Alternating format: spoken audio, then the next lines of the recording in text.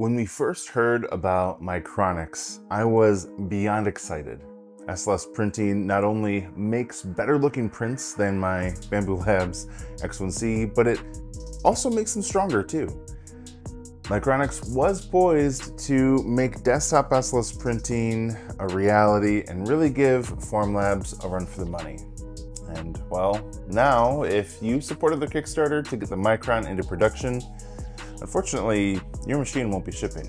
So let's talk about that.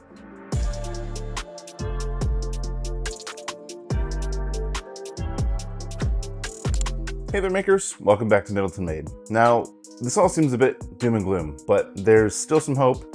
And in this video, I hope to explain what's going on with Micronics, what we should expect to see in the future, and if maybe we should be a little pissed about this. As usual, there are chapters with timestamps in the description and links to relevant info. Oh, and quick shout out to those who have supported on Player recently. I can't wait to get your guys' feedback on these new designs.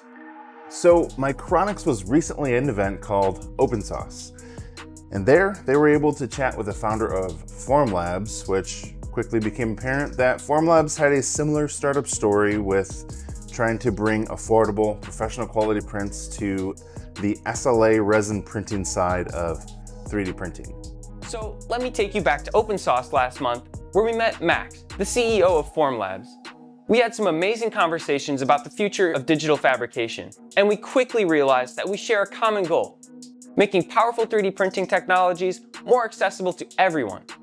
What's even cooler is that both Formlabs and us share pretty similar origin stories. On July 11th, Micronics announced that they are being acquired by Formlabs, and the Micron Kickstarter campaign has been canceled. If you supported the Micronics Kickstarter campaign to fund the Micron, plans for production have stopped. So that means the machine will not be going into production, it's not going to be made, and it will not be shipping to the backers. Now, don't worry, everyone is going to receive a refund and your money will not be lost on this. We really appreciate all the support and trust from everyone who has backed our campaign. As a thank you, we want to give everybody a $1,000 credit towards any Formlabs printer or future printers. And a lot of the innovation that we also saw comes from the material side. So we are also providing a free open material license to the Formlabs printer so that you can play with any material you want.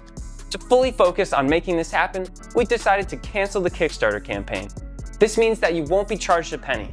But as a massive thank you for your support and trust in our vision, we're giving you $1,000 Formlabs credit for every machine you backed. You can use this credit for any Formlabs product, whenever you're ready. Plus, you'll receive an open material license for your Formlabs printer, allowing you to experiment with a variety of materials, not just the ones we provide. If you were hoping for an affordable desktop SLS machine, this may be a bit disappointing to hear, but if you really were hoping to get your hands on a Formlabs machine, the coupon actually brings most of their prices down to the same or less than the cost that you pledged on your Micronics campaign. I do believe there's reason to be excited, or at least hopeful for this. Henry and Luke are being acquired by Formlabs as well, and Henry is going to be playing a big role in the SLS department, which means some of the IP and tech that we saw in Micronics machines will have the funding and resources to get fully developed and tested.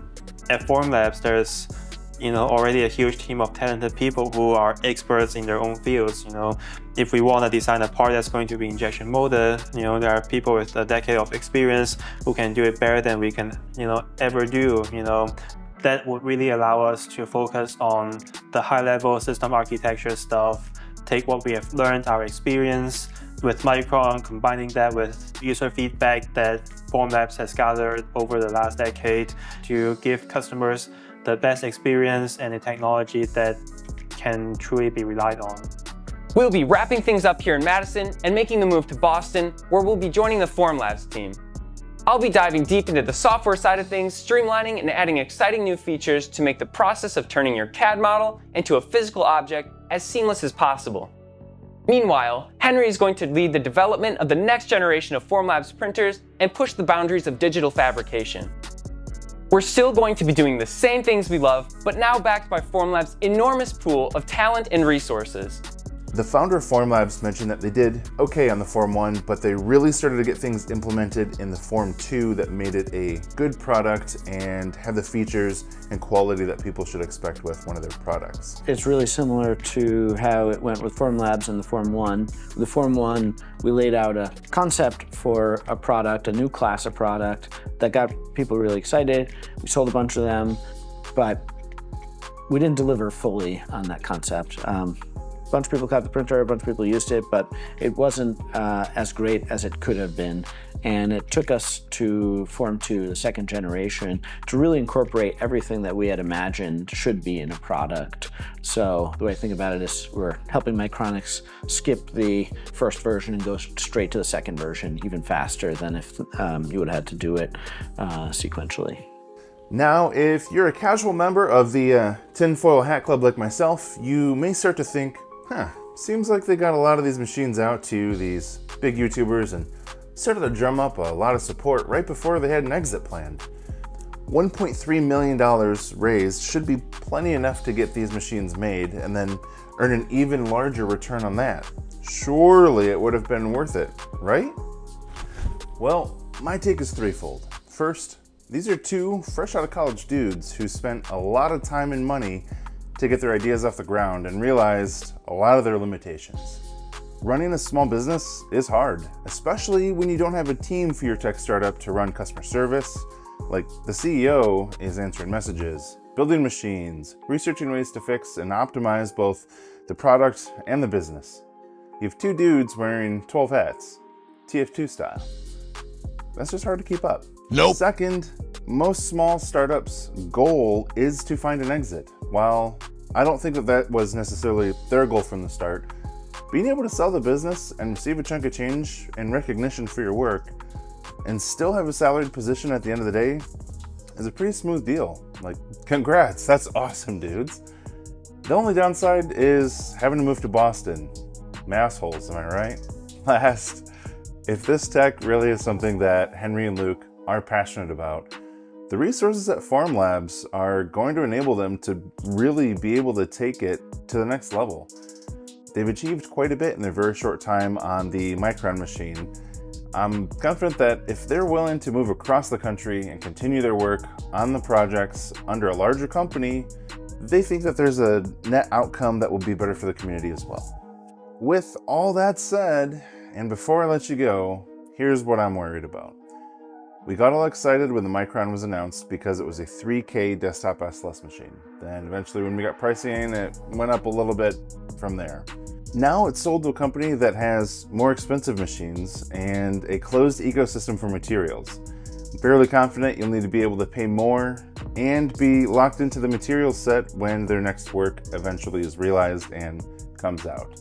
I was hopeful for a 3K SLS machine to be sitting in my workspace making SLS parts by the start of 2025, using the quite affordable materials that they had selling on their website. Now, I'm expecting something closer to an 8K system by the start of eventually, using the Formlabs proprietary materials. When I had a Formlabs Form 2, it was a good experience with their materials and their ecosystem because they get it absolutely dialed in, but it's just not what we had a hard set on with the Micron machine.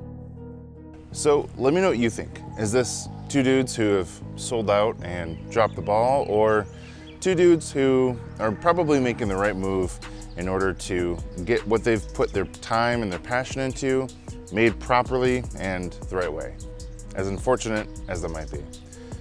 If they do get indulged by Formlabs and are able to actually go after their creative freedoms with this, what do you want to see in that affordable desktop SLS machine that Formlabs might produce? Until next time, can't stop the signal. We'll see you then.